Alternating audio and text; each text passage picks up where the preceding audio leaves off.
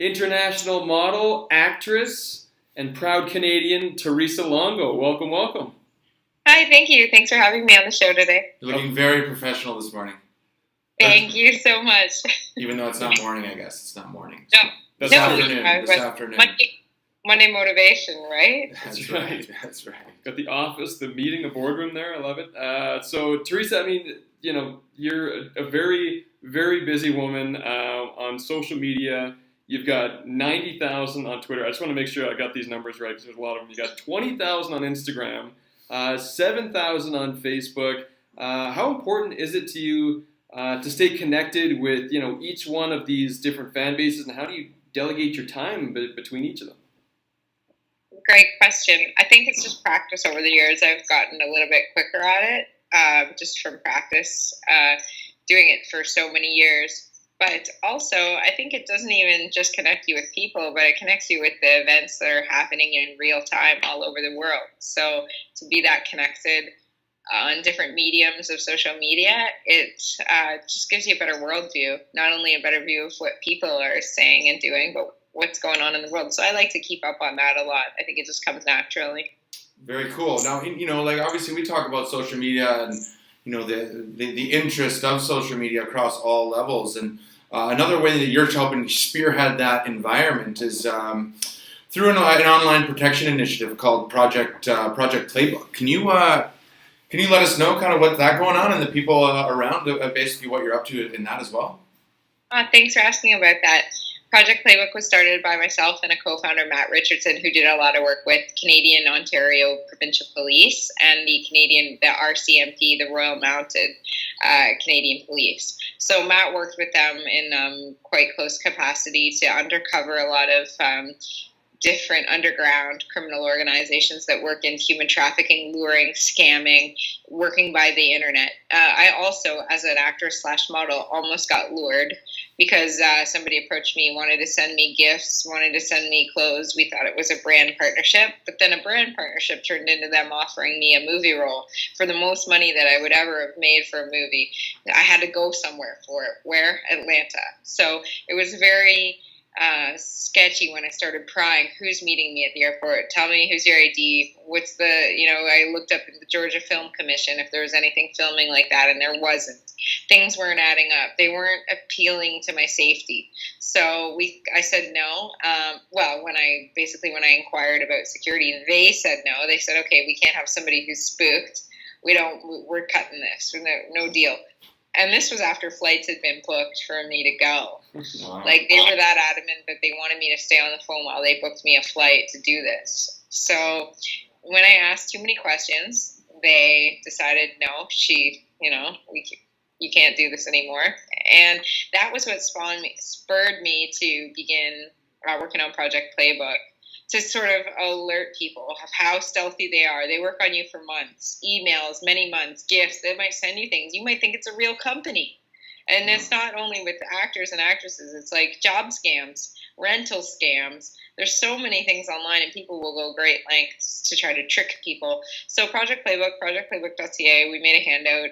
It's actually being developed right now. There's going to be ones for kids and adults, and it's to teach kids and adults how to be safe, how to protect yourself, how to look for the clues, how to keep a good PR image online, always be happy, positive, and professional in all your posts, and then you'll never have a problem. Hopefully.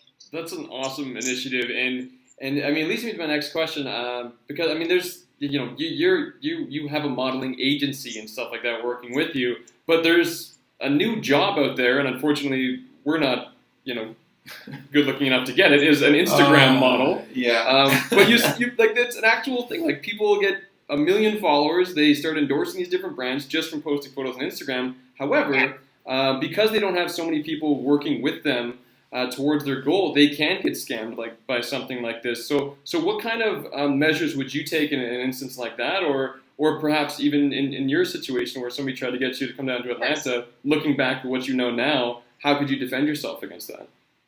Great question.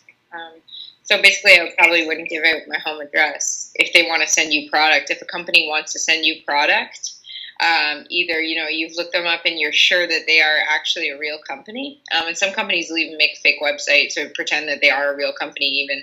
And then what you'll want to do maybe is have a PO box. That's what I like to do, is have a PO box. At least then you're not giving out your actual address. Or if you do, you better make sure you have security, which I do at my condo, thank goodness, where my office is. So, there's good security downstairs. Nobody's going to get up here without us letting them in. But at the same time, we have to do our due diligence. Oh, absolutely. Now, one of the perks to the jobs that you have is every now and then you get hooked up. We saw on Twitter awesome seats to a Raptors game not long ago, sitting courtside. Are you a giant Raptors fan? I mean, what are your thoughts on these guys this year? Oh, I love the Raptors. I'm a big sports fan, and the Raptors are doing pretty good this year. It's exciting. Basketball's fun. I like to play it. I like to work on my pick and roll and really, set up all these great plays and try to execute them. That's the fun strategy part about basketball I like. So we got a basketball court at home, and we often go out there and shoot some hoops. And it's hard. It's so much harder than it looks. I have a lot of respect for those players. It's not bad. What's it like sitting courtside? We used to have the Grizzlies out here. It's bitter memories. Bittersweet, I suppose. But what's it like sitting courtside? I mean, can you explain it in one or two sentences? I don't think you can. And also, did you have like a special courtside outfit that you've been thinking of, or how does that work? Yeah, something that was nice. It was a snowstorm here, and I actually wore heels. I was like, should I wear my Jordans or should I wear heels? And I looked at some pictures of what celebrities like usually wear courtside, and they've all got some heels on. So I was like, okay, I'm gonna go with that look. And then it was just fun. I'd say a couple words: be ready, pay attention, don't be texting, because that ball comes at you. You don't want to be the stupid person on the sports highlights reel that missed the ball and it's back in the face because you're on the sports highlight reel later. Right, courtside, not to be texting or taking selfies the whole time. That's right. Sports Center, not top 10, is not the goal for anyone courtside. Yeah. You don't want to be in the place. Yeah, you don't want to be that guy who gets beer in your face from the ball hitting you because you're not ready. Now, how I'm going to segue this, I'm not sure, but we're going to try it. Speaking of getting hit in the face, you are also a professional boxer and you surf as well. But let's talk about the boxing.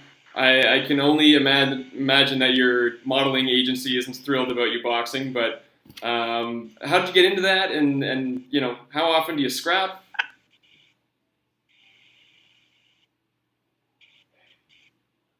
Yeah, so a boxing legend named Rick Guyett actually once said to my mom, she should really do something with this. She could really make something of herself in boxing.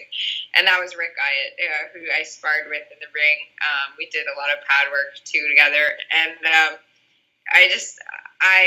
agency doesn't care one way or another what I do. But I personally don't know if I do want to have that take those punches to the face. I'd rather reap the physical benefits of the sport and stay safe.